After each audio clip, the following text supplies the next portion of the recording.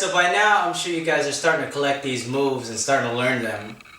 But some of you may feel that you still don't know what house dance is because you don't know how to put these moves together to make them into one constant flow. Well, we're here to fix that today. I like to categorize house dance into 3 categories.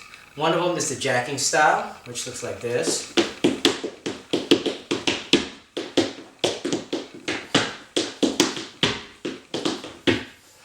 And another is a footwork style, which looks like this.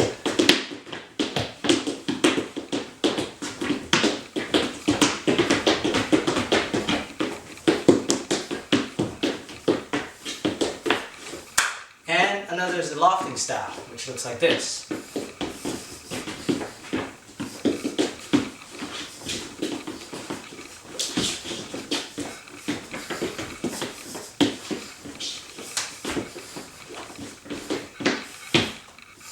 So today, we're going to go over the jacking style. Now the jacking style, the base that I like to use for teaching, I studied from 2 of the pioneers of jacking. One of them is Shannon Whichway Mabra, and another is Tony McGregor. Now, putting those 2 together pretty much makes up the way I jack. Alright?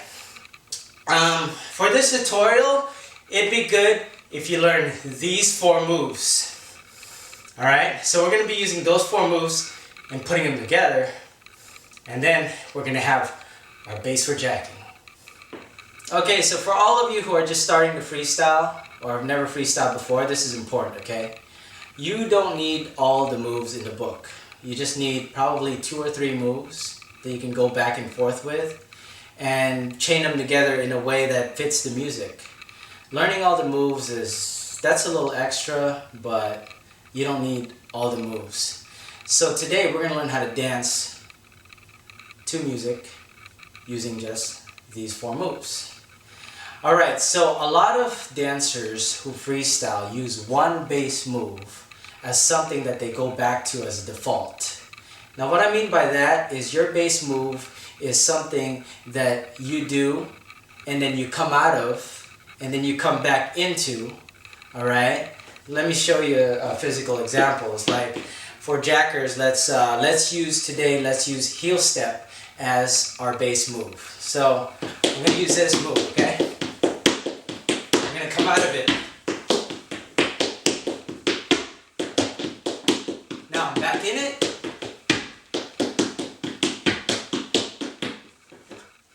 Alright, so basically the heel step is kind of like the rhythm of my dance. It's what sets the pace for what I'm doing. Okay? Now, that goes for almost every freestyle style imaginable. You have one bass move that you go back to, and that's your move that you should master. That should be your best move. Alright, another example is when I do footwork.